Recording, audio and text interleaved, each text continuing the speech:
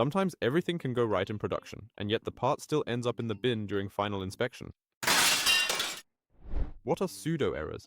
And more importantly, how can you avoid them?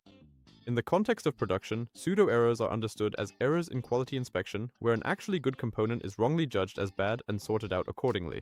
The result? Scrap, redundant work, and a loss in efficiency. But how could it even come to this?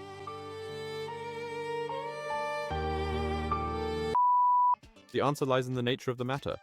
Assembling, screwing, soldering, gluing, and so on. All these manufacturing processes are inevitably linked to inaccuracies and deviations in the final result.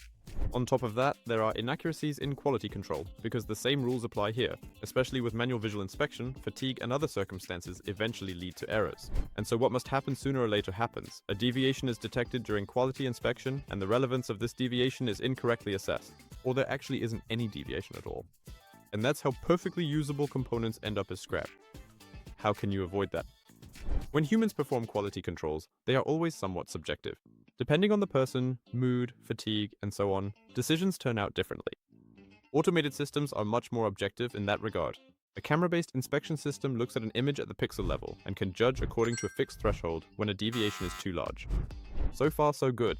But even here, you're still not 100% safe from pseudo-errors.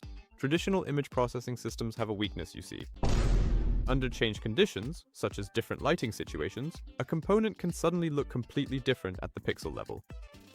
The system detects a deviation that isn't actually there, a pseudo-error. An AI handles this much better. It doesn't just compare images, but learns the exact properties of the component being examined. This makes it significantly more resistant to environmental influences, such as, for example, changing light or different camera positions. So with AI, you get the best of both worlds. Objective like a machine, but also flexible like a human. In this way, only those parts are really sorted out that are actually defective.